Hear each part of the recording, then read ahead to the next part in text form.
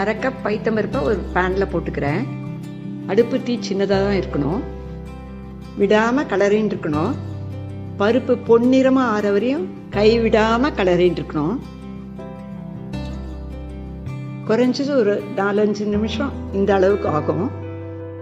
இப்போ பொன்னிறமாக ஆயிடுத்து. அடுப்பை அணைச்சிடுறேன். ஒரு 4 ஏலக்காய் இதோட சேர்த்து இந்த சூட்லேயே கொஞ்சம் நேரம் வறுத்துக்கிறேன். 10 நிமிஷம் அப்படியே விட்டுட்டா இது ஆறி போயிடும். பருப்பு ஆறிடுத்து. இதை அப்படியே ஒரு மிக்சி ஜாரில் ட்ரான்ஸ்ஃபர் பண்ணிக்கிறேன். நான் நைஸாக அரைக்கணும். அரைச்சின்னு வரேன். நைஸாக அரைச்சிட்டு இப்போ இந்த மாவு எவ்வளோ இருக்குன்னு அளந்து பார்த்தா ஒரு 1/2 கப்பும் 1 டேபிள் ஸ்பூன் மாவும் வந்திருக்கு. இதே அளவுக்கு சர்க்கரையை பொடி பண்ணி எடுத்துக்கணும். 1/2 கப்பு சர்க்கரை எடுத்துட்டா அது பொடியானோடனே கொஞ்சம் அதிகமாகிடும்.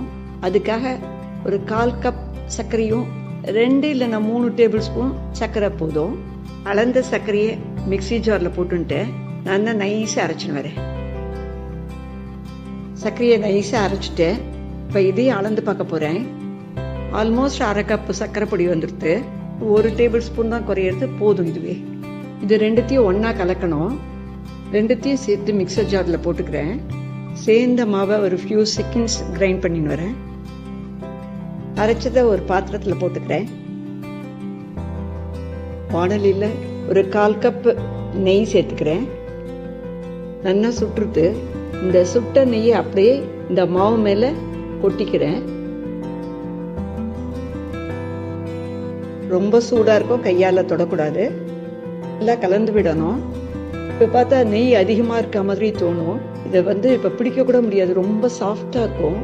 1/4 மணி நேரம் அப்படியே வச்சிடலாம். இப்போ நல்லா உருண்டை பிடிக்க வருது. இன்னும் கைக்கு சாஃப்டாக தான் இருக்குது. இந்த அளவுக்கு பிடிச்சி வச்சுடலாம் எல்லாத்தையும். இது ஆற ஆற நல்ல கெட்டி ஆகிடும்.